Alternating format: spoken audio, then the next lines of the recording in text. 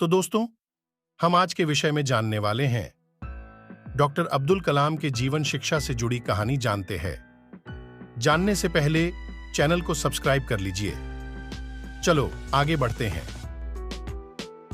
उन्होंने प्रारंभिक शिक्षा रामेश्वरम के प्राइमरी स्कूल से प्राप्त की। इसके बाद आगे की स्कूली शिक्षा इन्होंने रामनाथपुरम के श्वार्ट्ज हाई स्कूल से प्राप्त की। उनके शिक्षक अयादुरै सोलोमन कहा करते थे, जीवन में सफल होने और नतीजों को हासिल करने के लिए तुम्हें 3 प्रमुख बातों को समझना चाहिए: इच्छा, आस्था और आशा। इसलिए श्वार्ट्ज हाई स्कूल से पढ़ाई पूरी करने के बाद वे सफलता हासिल करने के प्रति आत्मविश्वास से सराबोर छात्र थे। इन्होंने आगे पढ़ाई करने का फैसला कर लिया।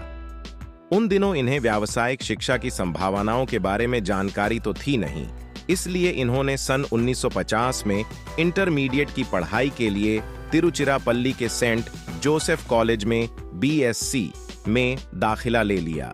बीएससी पूरा करने के बाद इन्होंने यह महसूस किया कि भौतिकी उनका बहुत प्रिय विषय नहीं है, इसलिए उन्हें अपना सपना पूरा करने के लिए इंजीनियरिंग में जाना चाहिए था।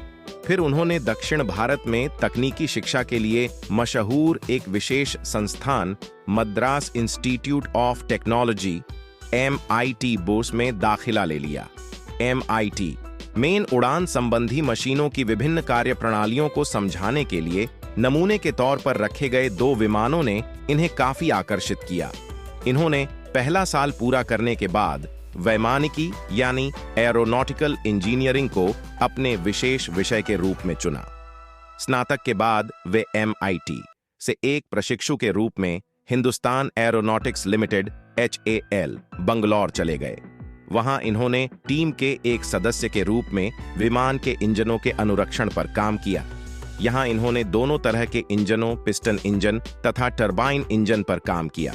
इसके साथ ही उन्होंने रेडियल इंजन तथा ड्रम ऑपरेशनों में भी प्रशिक्षण प्राप्त किया। वैमानिकी इंजीनियर बन करियर की हुई शुरुआत जब वे HAL से एक वैमानिकी इंजीनियर बनकर निकले तो इनके पास नौकरी के 2 बड़े अवसर थे। ये दोनों ही उनके बरसों पुराने उड़ान के सपने को पूरा करने वाले थे।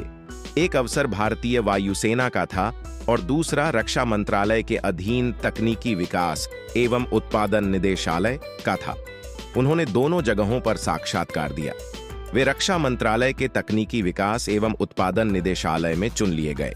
सन 1958 में इन्होंने 250 रुपए के मूल वेतन पर निदेशालय के तकनीकी केंद्र उड्डयन में वरिष्ठ वैज्ञानिक सहायक के पद पर काम संभाल लिया।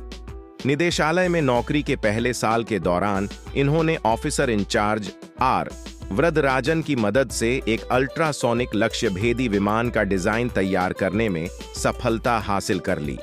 विमानों के रख रखाव का अनुभव हासिल करने के लिए इन्हें aircraft and armament testing unit Kanpur भेजा गया।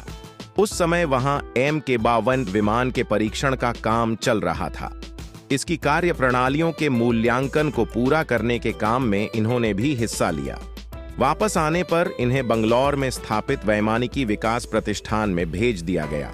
यहां ग्राउंड इक्विपमेंट मशीन के रूप में स्वदेशी होवरक्राफ्ट का डिजाइन तथा विकास करने के लिए एक टीम बनाई गई। वैज्ञानिक सहायक के स्तर पर इसमें 4 लोग शामिल थे, जिसका नेतृत्व करने का कार्यभार निदेशक डॉ OP मेदिरत्ता ने डॉ कलाम पर सौंपा।